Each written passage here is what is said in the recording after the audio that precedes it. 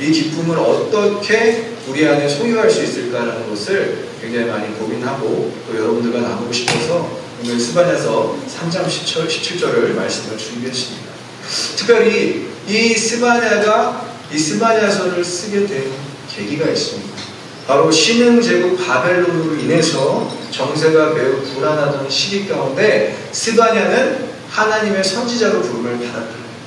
특별히 이 유다뿐만이 아니라 벌써 아수르에 의해서 북이스라엘이 멸망한 후였기 때문에 이 멸망이 주는 공포와 충격은 이 남유다 땅에 어마무시하게 퍼져 있었다.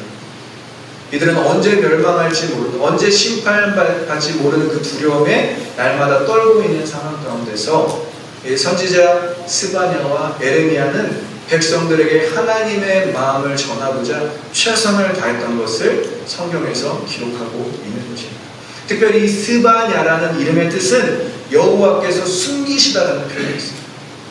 즉, 이 멸망의 때도 하나님께서 숨기시지만 멸망 후에도 하나님께서 숨기시고 그 숨기신 이유가 단순히 이들을 보호하기 위함만이 아니라 하나님께서 숨기신 후에 그들을 다시 구원하시기 위한 하나님의 깊고 놀라우신 은혜의 표시가 바로 이 스바냐라는 이름에 담겨져 있다는 것입니다.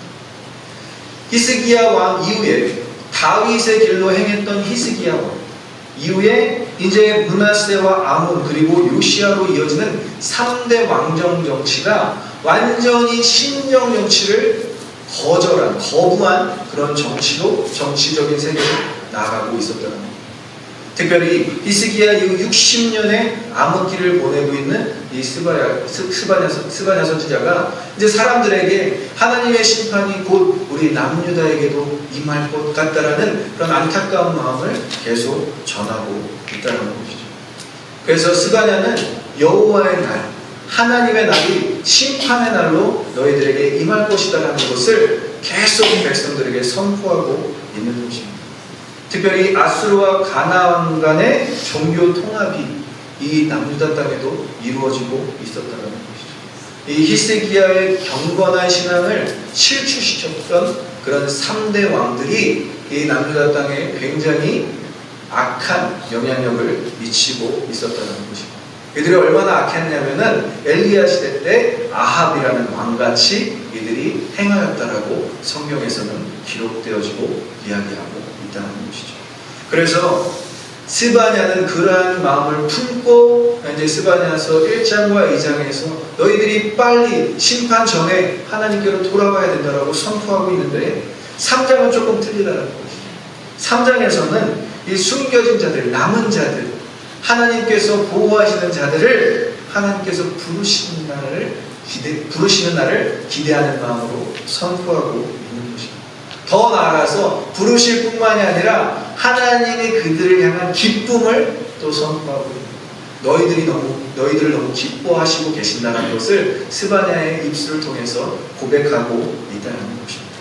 특별히 1장에서 여호와의 날, 유다와 예루살렘에 대한 심판의 메시지가 선포되는데 특별히 또 2장에서는 하나님께서 이방 땅들, 이 이스라엘 백성들을 식민지로 삼고 포로로 끌고 간 이 이방 땅들에 대한 심판의 메시지가 또 선포되고 있습니다. 하지만 3장 12절부터 남은 자들에 대한 선포가 울려 퍼지는데 그것이 바로 오늘날 교회에게 하는 메시지로 여러분들이 받기를 소망합니다.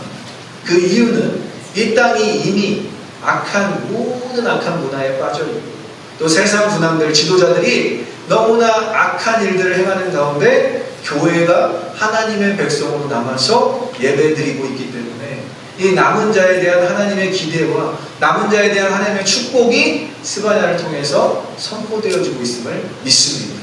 특별히 여러분들이 오늘날 하나님을 선택하고 포기하지 않으셨다면 이 메시지를 하나님께 받으셔서 우리의 기쁨, 우리의 예배의 회복이 이 말씀을 통해 이루어지길 소망합니다. 특별히 여러분들의 삶 가운데서 정말 남은 자와 같이 느껴질 때가 많이 있을 것 같아요. 학교에서나 혹은 정말 직장생활에서나 아니면 사회생활에서나 여러분들이 이렇게 그리스도인들이 이렇게 없을까라는 고민들을 한 번씩 해보았을 수도 있습니다. 하지만 그럴 때마다 여러분들이 하나님께서 나에게 이렇게 위로하십니다. 스바냐서 3장 17절처럼 하나님께서 나에게 이렇게 기쁨을 회복시키시길 원하시구나 라는 것을 날마다 느끼시는 저와 여러분들 되시길 축복합니다. 그래서 우리에게 하나님께서 주시는 그 마음이 오늘 메시지를 통해서 정확하게 전달되어지길 소망하는데, 하나님께서 어떻게 우리에게 기쁨을 회복시키시는지 처음 우리 9절의 첫 부분을 한번 같이 다시 한번 읽어보도록 하겠습니다. 우리 계시니까지 한번 읽어볼게요. 시작. 너의 하나님 여호와가 너희 가운데에 계시니. 아멘. 하나님께서 우리의 기쁨이 되시기 위해서 우리 가운데 거하신다. 중요한 것은 우리 가운데에 거하시는데 하나님의 임재가 우리 가운데 거하신다는 것입니다. 원어로는 너희 중에 계시다. His presence in the midst of us라고 우리가 해석할 수 있습니다. 하나님의 임재가 우리 가운데 거하십니다.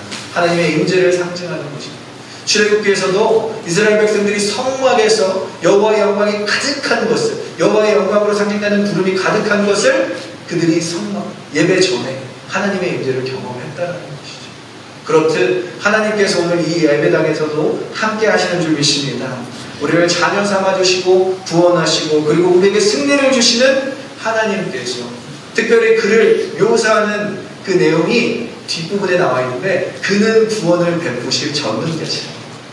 하나님께서 우리와 함께 하실 뿐만이 아니라 그는 여러분들을 구원할 전능자이신 줄 믿습니다. 그래서 우리가 기쁜 거예요.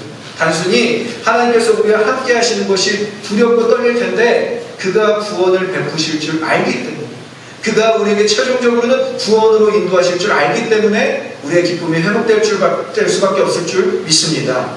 그래서 하나님께서 거하시는 예배 자체가 우리에게는 큰 기쁨이 된다는, 고립되고 소망 없는 그리고 숨어있는 자들에게 이렇게 하나님의 임재 자체가 위로가 된다는 것입니다. 특별히 오늘 본문에서 소개하는 것은 너의 가운데 1인칭이에요. 당신의 삶 가운데 계신다는, 단순히 성막에 이스라엘 백성 중에 거하시는 하나님이 아니라 우리의 한 사람 한 사람 삶 가운데 거하시는 하나님이신 줄 믿습니다. 그래서 이 임재가 우리의 삶 가운데 막 느껴집니다. 차 안에서 여러분들이 하나님의 임재를 경험하신 적이 있습니까? 그 차 안에서 가득한 하나님의 임재를 경험하며 우리가 운전할 때 얼마나 기쁘고 감사한지. 여러분들이 혹시나 이 더운 날 땡볕 아래서 걸어갔지만 하나님의 임재를 경험하신 적이 있습니까? 이렇게 순간순간 경험케 되어지는 하나님의 임재 때문에 우리는 기뻐할 수밖에 없을 줄 믿습니다. 그것이 하나님께서 첫 번째로 우리에게 기쁨을 허락하시는 방법이라는 겁니다. 그래서 아브라함의 삶을 보면 그가 참 기쁠 게 많이 없었다라고 우리가 생각하지만 이방인들이 창세기 21장 22절에서 이렇게 고백하고 있습니다. 우리 한번 창세기 21장 22절을 같이 읽어보도록 하겠습니다. 시작. 그때 아비멜렉과 그 군대장관 기골이 아브라함에게 말하여 이르되 내가 무슨 일을 하든지 하나님이 너와 함께 계시도다. 아멘. 아비멜렉과 그 군대장관 비골이라는 사람은 그냥 우리가 이방인으로 알 수 있어요. 이 이방인들이 아브라함에게 네가 무슨 일을 하든지 하나님이 너와 함께 하신다. 이방 땅에 있는 왕들이, 이방 땅에 있는 높은 자들이 아브라함을 인정했다. 여러분들 삶 가운데서도 여러분들 주변 사람, 혹 안 믿는 사람들일지라도 여러분들을 이렇게 네가 무슨 일을 하든지, 네가 어디에 가든지 하나님이 너와 함께 하시도다라고 고백하는 그런 믿음의 경로를, 믿음의 경주를 우리도 할 수 있길 소망합니다. 하나님께서 그러한 삶의 현장을 우리에게 주셨다면 그러한 고백도 우리가 받아낼 수 있어야 됩니다. 우리의 기쁨이 회복되는 순간 이러한 놀라운 일들이 우리 안에 이루어질 줄 믿습니다. 그래서 임재는, 하나님의 임재와 하나님의 동행하심은 우리의 선택이 아니라, 이것은 하나님이 우리를 선택하셔서 우리를 하나님과 동행할 수밖에 없도록 하나님께서 우리와 함께 하신다는 것입니다. 그분의 임재는 이 교회뿐만이 아니라, 이 예배당뿐만이 아니라 여러분들 삶의 모든 순간 가운데 하나님의 임재가 함께하기를 소망하고 축복합니다. 특별히 우리 이민자들, 참 아브라함은 이민자였다라고. 이민자의 삶 가운데서 많은 군왕들의 시기 질투를 받을 수도 있었고요. 그들이 경계할 수 있었고요. 그들이 그렇게 시기하고 질투하는 가운데서 아브라함은 자기 땅에 소유 하나 없이 그냥 방랑자로 돌아서 살아갈 수밖에 없는 그 위치에 있음에도 불구하고 하나님께서는 항상 아브라함이 어딜 가든지 무슨 일을 하든지 함께 하셨기 때문에 그 주변에 많은 사람들이 하나님을 인정했다는 것이죠. 여러분들이 어디에 있든, 여러분들이 무슨 일을 하든 여러분들의 주변 사람들이 여러분들로 인해서 하나님을 인정하게 될 줄 믿습니다. 그것이 우리 안에 있는 하나님의 기쁨 때문에 가능하게 되어진다는 것입니다. 두 번째, 하나님께서 우리에게 기쁨을 주시는 어떤 방법은 우리를 잠잠히 사랑하신다라고 스바냐서 3장 17절에서 고백되어주고 있습니다. 우리 다시 한번 본문을 중간부터 한번 읽어보겠습니다. 스바냐서 3장 17절. 그가 너로 말미암아, 여기부터 한번 읽어볼게요. 시작. 그가 너로 말미암아 기쁨을 이기지 못하시며 너를 잠잠히 사랑하시네. 자, 기쁨을 이기지 못한다. 제가 지난주에도 이야기했지만 이 기쁨을 이기지 못하면 어떻게 된다고요? 우리 선한 형제처럼 춤이 나오는 거예요. 트위스트처럼, 트위스트의 어떤 그런 몸을 실어서 허리와 어깨를 덩실덩실하면서 춤이 나올 수밖에 없는 기쁨의 그 순간이 우리 안에도 주어지는 거죠. 기쁨을 이기지 못하면 우리가 당연히 반응하게 돼 있다는 거예요. 근데 하나님의 방법은 좀 다릅니다. 하나님도 기쁨을 이기지 못하시면 춤을 추시고 막 어쩔 줄 몰라실 것 같은데 기쁨을 이기시지 못하는데 잠잠히 사랑하신다.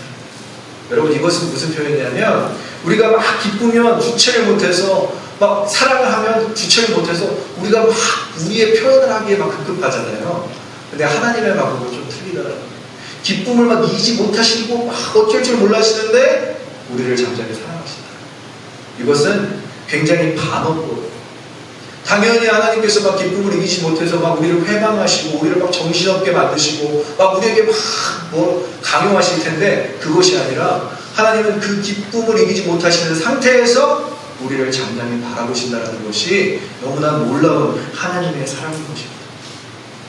그가 잠잠히 사랑한다는 말은 그가 우리에게 베푸시는 사랑으로 인해서 하나님 스스로가 만족한다는 거예요.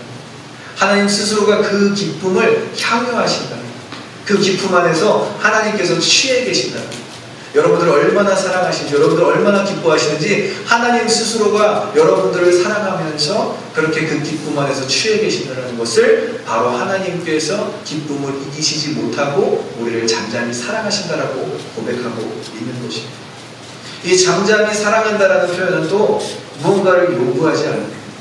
막 사랑하니까 우리 사랑하면 그렇잖아요. 나한테 이 정도는 해줄 수 있지 않겠어? 날 사랑한다면 이 정도는 해야 되지 않겠어? 자, 바로 부부싸움이 나는 지름길이죠. 자녀들에게도 마찬가지입니다. 야, 부모가 이 정도까지 내가 해줬는데 유준아, 네가 이 정도밖에 나한테 못하니? 자, 이 순간 부모와 자녀 관계가 굉장히 힘들어지는 것이죠. 잠잠히 사랑한다는 것은 무언가를 요구하지 않는 거예요. 이것이 바로 하나님의 사랑인 줄 믿습니다. 여러분들 강요하지 않는다는, 여러분들에게 뭘 원하지 않는다는, 잠잠히 사랑하시며 끝까지 여러분들을 참아내시는 그 사랑이 고린도전서 13장에 하나님은 사랑은 오래 참고라고 먼저 표현되고 있는 것입니다. 잠잠히 사랑하실 뿐만이 아니라 우리를 오래 참으시는 그 하나님의 사랑에 흠뻑 젖으시는 저와 여러분들이 되시길 소망합니다. 그리고 하나님께서 잠잠히 사랑하실 때 강요하고 요구하시지 않으실 뿐만이 아니라 우리를 지그시 바라보신다. 우리에게 뭔가 요구와 강요와 어떤 것들을 바라지 않으시고 지그시 바라보시며 우리가 하나님께 온전히 반응할 때까지 하나님께서는 참아주시는 것, 그것이 하나님의 사랑인 줄 믿습니다. 하나님께서 만약에 무언가를 요구했다면 우리가 구약의 제사를 지금도 드리고 있었을 거예요. 계속 이 성전에서는 막 피냄새가 끊이지 않았겠죠. 양과 비둘기와 이런 것들을 우리가 잡아가면서 예배를 드렸어야 됐지만 예수 그리스도의 피값으로 말미암아 우리가 하나님 안에서 온전한 자유를 누리고 있는 줄 믿습니다. 그리고 하나님께서 그러한 예배를 드리고 있는 우리를 사랑하시는데 잠잠히 사랑하고 계신다는 겁니다. 그 사랑을 마음껏 경험하시고 그 사랑을 마음껏 향유하시는 것이 성도의 특권인 줄 믿습니다. 그래서 오늘 이 예배당에서는 여러분들이 하나님의 사랑을 듬뿍 체험해야 된다는 거예요. 찬양할 때뿐만이 아니라 말씀을 들을 때도, 기도할 때도 하나님이 우리의 마음 가운데 계시고 우리를 사랑하신다라는 그 경험이 하나님 안에서 경험되어야 될 줄 믿습니다. 하나님께서 너무나 사랑하시는 여러분들 한 사람 한 사람을 그러한 사랑 가운데 인도하실 줄 믿습니다. 그래서 제가 지난번에도 이야기를 했잖아요. 병문안의 유형이 있다. 뭐 의사 유형도 있고 형사 유형도 있고 보험 설계사 유형도 있지만 우리가 정말 병문안을 가서 할 수 있는 유일한 것은 하나님의 마음을 품고 그 병상에 누워있는 사람을 위해서 기도하는 것이 여러분들이 하나님의 사랑을 실천하는 일인 것입니다. 그 사람에게 뭔가를 요구하는 게 아니에요. 가족이 아프다면 가족을 빨리 병이 나서 빨리 이 생활을 할 수 있도록 막 바라고 이러는 것이 아니라 그의 마음과 함께 동일한 마음을 갖고 그리고 하나님의 마음으로 기도해 주는 것이 하나님의 사랑을 실천하는 것입니다. 그래서 제가 너무나 좋아하는 찬양이 있어요. 누군가 널 위하여 기도하는. 우리 아시는 분들 함께 고백해 볼까요? 시작. 누군가 널 위하여 누군가 기도하네. 내가 홀로 외로워서 내가 홀로 외로워서 마음이 무너질 때 누군가 널 위해 기도하네. 주님이 널 위해 기도하네. 주님이 널 위하여 주님이 기도하네. 내가 홀로 외로워서 마음이 무너질 때 주님이 널 위해 기도하네. 아멘. 이제 오래된 찬양인데 다 아시네요. 네, 우리 참 오버플로잉 교회 청년들 또 우리 부부들은 참 찬양을 아는 레인지가 굉장히 넓은 것 같습니다. 참 이렇게 누군가 우리를 위해 기도해 줄 뿐만이 아니라 주님도 우리를 위해서 기도해 주고 있다는, 주님은 우리의 중보자 되신 줄 믿습니다. 그분은 우리의 고통과 아픔을 그냥 이렇게 외면하시는 분이 아니라 정말 우리의 마음과 우리의 육신의 고통을 아시기에 주님께서 오늘도 우리를 위해서 중보하고 계신 줄 믿습니다. 마지막으로 주님께서 우리에게 어떻게 기쁨을 회복시키시고 그 기쁨을 확신시켜 주시는지 우리 너로 말미암아 마지막 문장을 다시 한번 같이 읽어볼게요. 시작. 너로 말미암아 즐거이 부르며 기뻐하시리라. 아멘. 저는 이 표현이 너무나 좋습니다. 이 부르다라는 이 표현이 카라라는 그 부르다 혹은 히브리어 말로 카라라는 단어 그리고 헬라어로 칼레오라는 부르다라는 단어가 아니에요. 누군가 이렇게 부르다라는 단어가 아니라 singing, 노래를 불러준다는 거예요. 여러분, 하나님께서 우리를 위해 노래를 불러주십니다. 믿으십니까? 네. 하나님께서 우리를 위해서 세레나데를 불러주시는 거예요.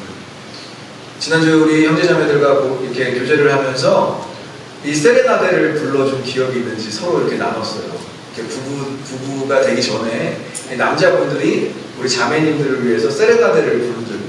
사랑의 노래를. 혹시 청혼가를 부른 적이 있는가? 서로 나누다가 이렇게 특별히 경험들이 많이 없더라고요. 근데 저는 경험이 있습니다. 한번 제가 청혼을, 한 번이 아니죠. 우리 아내에게 청혼을 할 때 제가 세레나데를 나름대로 준비를 했어요. 근데 참 복음적인 가사는 아니지만 이문세 씨의 그대와 영원히를 제가 준비해서 우리 아내에게 불러주는 시간을 가졌습니다. 근데 이문세 씨의 버전이 코드가 A면은 제가 준비한 MR이 잘못 준비해서 김범수의 그대와 영원히를 제가 준비를 한 거예요. 그래서 이 A 코드보다 반키 높은 B 플랫을 제가 소화를 하다가 그만 후렴구가 계속 삑사리가 나는 불상사가 발생했습니다. 그래서 멋지게 세레나데를 부르면서 청혼을 했어야 되는데 아내와 거기 있던 스태프들이 다 피식피식 웃는 거예요. 너무 창피했어요. 다시는 아내에게 노래를 불러주지 못하겠구나 라는 것이 아주 불명예로 제한이 남았습니다.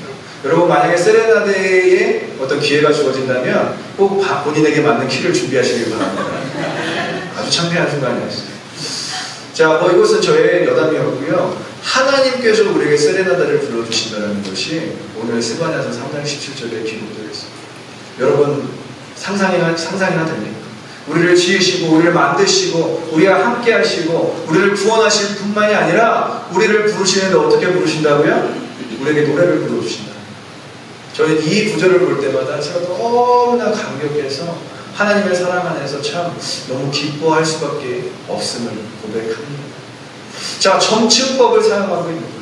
처음에 하나님께서 우리 가운데 계신다 라고 선포하고요. 두 번째는 그 사랑으로 인해서 잠잠히 사랑하시는데 기쁨을 이기지 못하는 상태에서 우리를 잠잠히 사랑하신다면 마지막으로 결정판, 정말 하이라이트는 하나님께서 너를 부르시는데 노래로 찾아가시면서 기뻐하시면서 노래로 부르신다는 거예요. 믿으십니까?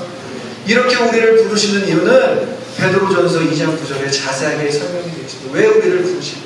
왜 우리를 자꾸 불러내실까? 누구야? 누구야? 나의 자녀야, 나의 아들아, 나의 딸아, 왜 이렇게 부르실까? 베드로전서 2장 9절을 한번 같이 읽어보도록 하겠습니다. 왜 우리를 부르시는지 한번 같이 읽겠습니다. 시작! 이는 너희를 어두운 데서 불러내어 그의 기이한 빛에 들어가게 하시니 아름다운 너를 선포하게 하시니.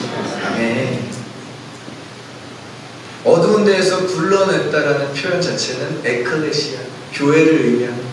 여러분들을 부르신 이유는 이 교회로 불러내셔서 구원의 기쁨을 누리게 하심인 줄 믿습니다. 여러분들이 세상 밖에서, 여러분들이 세상 가운데서 어둠에 있었다면 이제 빛에 거하면서 하나님의 기쁨을 소유하게 되셨다라는 것입니다. 믿으십니까? 그래서 우리는 기쁨을 누릴 수밖에 없다라는 거예요. 하나님께서 한 사람 한 사람 여러분들에게 세레나데를 불러주시면서 그 사람들을 불러내서 어디에 거하게 하신다고요? 주님의 빛 가운데 거하게 하신다. 그러니까 이 스바냐는 단순히 이 스바냐서를 통해서 심판의 메시지, 경고의 메시지, 멸망의 메시지를 주는 것이 아니라 남은 자들, 하나님을 끝까지 포기하지 않는 자들을 하나님께서 불러 모아주시는데 어디에 거하게 하시느냐? 바로 예배 중에 거하게 하신다는 것입니다. 하나님을 만나는 곳에 거하게 하신다는 것입니다. 그들의 삶의 순간뿐만이 아니라 함께 예배하는 자들과 함께 있도록 주님께서 부르신다는 것입니다. 믿으십니까? 그래서 이 예배의 자리는 이렇게 부르심을 받은 자들이 함께 모여서 예배하는 자리이기 때문에 기쁨이 동반될 수밖에 없는 것입니다. 여러분들 안에 하나님의 기쁨으로 불러낸 흔적이 있다면 우리가 함께 모여서 기뻐할 수밖에 없다는 것입니다. 그래서 혹시 여러분들이 주일날 표정이 어둡고 또 표정이 어둡고 막 힘들어하는 분들이 있다면 찾아가서 여러분들에게 소유된 기쁨을 전하시길 소망합니다. 그것이 우리가 기쁨을 회복하는 일이라는 거죠. 특별히 하나님께서 우리를 기쁨으로 부르시기 위해서 최종적으로 선택하신 것, 신약에 나와 있듯이 십자가인 것입니다. 그 골고다 언덕 위에 있는 십자가를 그 처절한 세레나데를 우리를 구원하시기 위해서 부르셨다는 것입니다. 십자가는 단순히 모형이 아닙니다. 십자가는 단순히 예수 그리스도가 죽었다는 것을 표시하는 것이 아니라 우리를 너무나 사랑하신 하나님께서 우리를 구원하시기 위해서 십자가를 통해서 우리를 불러내신 현장이 골고다 언덕의 십자가인 줄 믿습니다. 그래서 그 십자가는 우리에게 노래를 불러주시는 거예요. 하나님 아버지가 여러분들을 이렇게 사랑하십니다.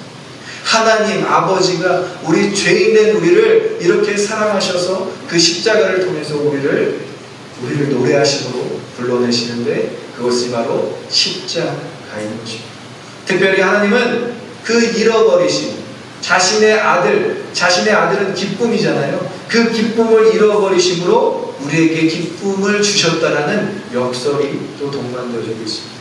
이 말씀은 우리 이사야서 53장 5절에 자세하게 기록되어지고 있는데 한번 같이 읽어보도록 하겠습니다. 천천히 시작. 그가 찔림은 우리의 허물 때문이요 그가 상함은 우리의 죄악 때문이라. 그가 징계를 받음으로 우리는 평화를 누리고 그가 채찍에 맞음으로 우리는 나음을 받았다.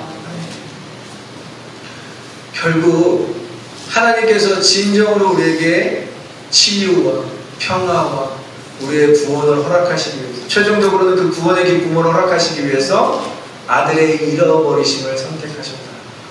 여러분들 이것을 마음가운데 새기시길 소망합니다. 하나님께서 우리에게 기쁨을 주신 것은, 하나님께서 우리에게 사랑을 주신 것은 사랑의 책임을 주셨다는 거예요. 하나님께서 말로만 사랑하신 것이 아니라 우리에게 그냥 거하는 그냥 하나님으로만 사랑하신 것이 아니라 우리를 잠잠히 사랑하시는 그 하나님으로만 사랑한 것이 아니라 우리를 세레나데를 부르셔서 사랑하신 것으로만 끝난 것이 아니라 하나님은 그 사랑에 책임을 주셨는데 어떠한 책임을 주셨냐면 그분의 잃어버리심으로 우리를 사랑하셨다는 것입니다. 믿으십니까? 네. 그래서 진정한 기쁨, 우리가 진정으로 기쁘기 위해서는 하나님께서 무언가를 이루셔야 된다. 하나님께서 무언가 책임을 지시기 위해서는 그분의 기쁨, 아들을 이루셔야만 우리에게 기쁨이 회복되는 것입니다. 이것이 바로 기독교의 복음인 줄 믿습니다. 이것이 기독교 복음이 갖는 역설인 것입니다. 하나님의 잃어버리심으로 우리가 얻음을 입었다는 것, 하나님의 상하심, 하나님의 아들 그 예수 그리스도의 상하심으로 우리의 죄악의 문제 모든 것들이 해결되고 그가 징계를 받음으로 우리가 평안을 누리게 되고 그가 채찍에 맞음으로 우리가 치유와 회복을 누리고 최종적으로는 그의 기쁨을 잃어버리심으로 우리에게 기쁨을 허락하셨다는 것입니다. 그 말씀을 정리하겠습니다. 첫 번째, 주님께서 우리에게 기쁨을 허락하시고 회복하시는 방법은 주님께서 우리 안에 거하시는 것입니다. 주님께서 우리 안에 거하시는 것, 그리고 나의 삶에 거하시는 것이 우리가 기쁠 수 있는 유일한 방법이라는 것입니다. 그리고 하나님께서 기쁨을 허락하시기 위해서 그렇게 오늘도 우리와 함께 하시는 줄 믿습니다. 그래서 그 주님의 임재 안에서 기쁨을 누리시는 저와 여러분들 되시길 축복합니다. 제가 오버플로잉 교회에서 가장 많이 부른 찬양이 주님의 임재 안에서라는 찬양입니다. 하나가 돼서 마치 오버플로잉 교회 주제가처럼 주님의 임재 안에서 이거를 아무도 이거를 우리가 준비하지 않았는데 자연스럽게 그냥 안에 선하는자가 안에서 하면 안에서 바로 이렇게 하더라고요. 여러분들 주님의 임재 안에서 우리가 온전히 기쁘게 될 줄 믿습니다. 기쁨을 회복하시는 저와 여러분들 되시길 축복합니다. 두 번째는 잠잠히 사랑하시는 그분의 사랑을 느끼지 않는 것. 여러분들의 삶을 하나님이 여러분들을 사랑하신다고 여러분들을 회방하시는 분이 아니라 여러분들을 괴롭히시는 하나님이 아니라 너무 사랑하셔서 그 기쁨을 이기지 못하시지만 그 사랑을 이기지 못하시지만 잠잠하게 사랑하시는 우리 참 여기 우리 부모들 보면서 제가 참 많이 배웁니다. 제가 많이 그들을 보면서 공부를 많이 하고 있어요. 때로는 그들이 막 혼내키기도 하고 이렇게 꾸지람도 주고 우리 자녀들을 막 나무라기도 하지만 항상 제가 보는 모습은 이렇게 멀리서 막 뛰어노는 모습을 잠잠하게 바라보는 모습이 저들이 참 이런 표현 죄송합니다. 나보다 나이는 어리지만 나보다 더 성숙한 것 같다라는 표현입니다. 그 부모의 사랑을 그렇게 느낄 때쯤은 참 하나님의 사랑도 느낄 수 있을 거라고 생각합니다. 너무나 해주고 싶은 건 많은데 너무나 이렇게 말해주고 싶고 권면해주고 싶은 건 많은데 그냥 멀리서 뛰어노는 아이들 모습을 잠잠하게 바라보는 그들의 모습을 보면 참 저런 모습이 하나님의 모습이지 않을까 싶습니다. 여러분들 하나님의 잠잠히 바라봐주시는 그 사랑으로 우리가 오늘도 기쁨이 회복되길 소망합니다. 하나님께서 여러분들을 강요하고 권면하고 징계 물론 이런 것도 있으시겠죠. 하지만 기본적으로 예배하는 자들에게 하나님을 찾는 자들에게는 이렇게 잠잠히 사랑하시는데 고린도전서 13장에 나와 있는 것처럼 사랑은 언제나 오래 참음으로 우리를 잠잠히 바라보시는 거예요. 우리가 잘해서 잠잠히 바라보시는 것이 아니라 우리가 하나님 앞에서 특별해서 잠잠히 바라보시는 것이 아니라 우리의 존재만으로 우리가 하나님의 자녀인 것 그거 하나만으로 오늘도 잠잠히 우리를 사랑하시는 하나님의 사랑을 느끼시는 저와 여러분들 되시길 소망합니다. 네. 마지막으로는 하나님의 부르심이 있다는 누구야? 한준아, 선아나, 지수야 이렇게 하나님의 부르시는 세레나데 그 세레나데를 들으시길 소망합니다. 네. 우리가 그 세레나데를 어떻게 들을 수 있을까요? 오늘처럼 이렇게 말씀을 묵상하고 말씀을 함께 나누고 하나님께 저는 성경이 구약과 신약에 하나님께서 우리에게 쓰시는 연애 편지라고 생각해요. 그 연애 편지가 얼마나 우리에게 마음의 기쁨이 되는지 여러분들 연애 편지 받으면 설레잖아요. 왜 뜯어보지도 않고 막 설레잖아요. 어떤 내용이 들어있을까? 왜 아무도 연애 편지를 안 받아보신 것처럼 저를 쳐다보십니까? 연애 편지를 써보시길 바랍니다. 연애 편지 쓰신 분들은 또 어때요? 썼다가 지우고 썼다가 지우고 썼다가 또 버리고 그죠? 그 연애 편지를 쓸 때나 연애 편지를 받을 때 얼마나 우리의 마음 가운데 벅참이 있습니까? 하나님도 우리에게 그렇게 사랑을 표현하시는 분이신 줄 믿습니다. 그래서 여러분들을 불러내셔서 빛 가운데로 거하게 하셨고 그 기쁨을 소유하게 하셨다면은 이제 여러분들이 해야 될 일이 있습니다. 그 기쁨을 빼앗기지 않도록 노력하십시오. 믿으십니까? 네. 여러분들이 삶의 고난과 핍박과 환난 중에서도 이 기쁨을 빼앗기지 않으려고 노력해야 된다는 거예요. 그래서 주님께서는 이 기쁨이 너희들에게 소유될 수 있다는 것을 권면하시면서 It's not gonna be taken away. 누구도 빼앗길 수 없는 기쁨이라고 소개하고 있는 거예요. 기쁨은 우리에게 소유되어지는 것이지만 그 누구도 빼앗을 수 없기에 우리가 빼앗기지 않게 될 줄 믿습니다. 우리의 기쁨을 쟁취하시고 그 기쁨을 소유하시고 빼앗기지 않은 기쁨을 간직하시는 저와 여러분들 되시길 축복하고 소망합니다. 그리하여서 이 기쁨을 가지고 여러분들이 세상을 살아갈 때 하나님께서 더 기쁜 곳으로, 더 기쁨의 장소로, 더 기쁨의 예배의 장소로 여러분들에게 날마다 그러한 기쁨을 허락해 주실 줄 믿습니다. 그래서 마지막으로 우리가 우리 옆사람과 인사할 때 이렇게 인사하겠습니다. 기쁨을 빼앗기지 마십시오. 한 주간 기쁨을 빼앗기지 마시고 승리하십시오. 기도하겠습니다.